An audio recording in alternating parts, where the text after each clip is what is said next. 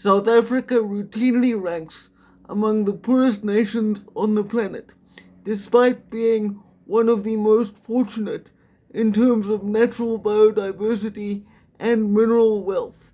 This is for two primary reasons, which I will explain in this video.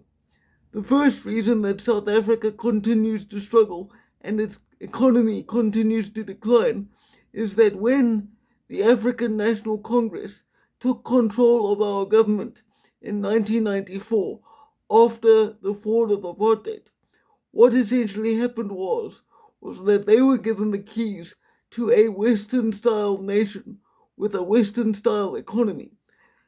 And the fact is, they simply lack the skills, the will, or the experience to govern such a nation effectively, as 30 years of constant corruption and decline have now made painfully obvious.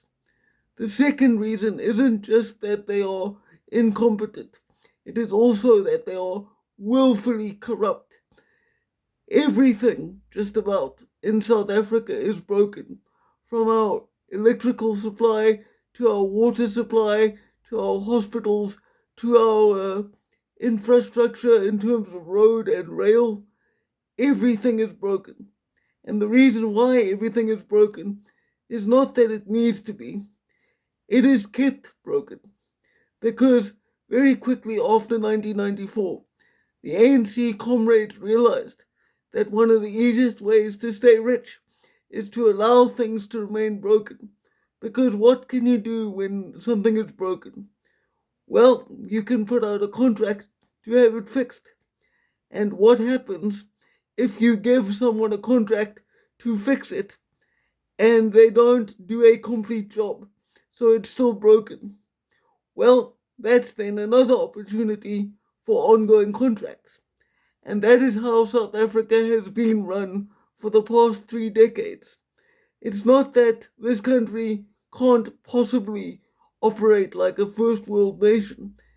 The fact is that our leaders don't want it to, because their main aim is not the betterment of South Africa as a whole.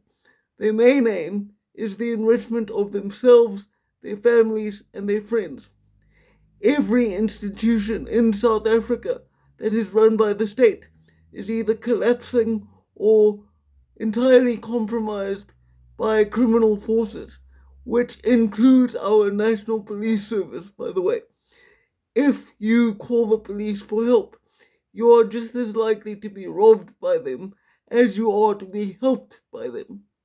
And I'm not even joking. I wish I was being hyperbolic or silly about this. I'm not.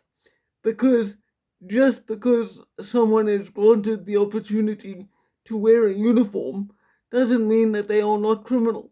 And in fact, many cops on our force today actively use the power granted to them by their uniform to go out and commit crime. Because when you are dressed as a cop in South Africa, the average civilian is not going to mess with you because they know all too well what can happen to them if they do. And so, my main message here is that South Africa is not broken out of some inability to repair itself. It is kept broken by corrupt elites who don't give a damn how much suffering they cause, and even if they were aware of the level of hardship around them, which they are not, because they live completely detached from reality, even if they learned these things, they would simply shake their heads, smile, and walk away, because the attitude among the political elite of South Africa, and this extends even beyond the ANC to so called white parties or white politicians, is, oh yes, that's terrible, but guess what? I get to go home to my nice, fancy house, which is mostly paid for by the taxpayer, and I get all these lovely perks, and I don't have to worry about all the peasant concerns that you have. And that's what it is. That's how it is. That's the reality.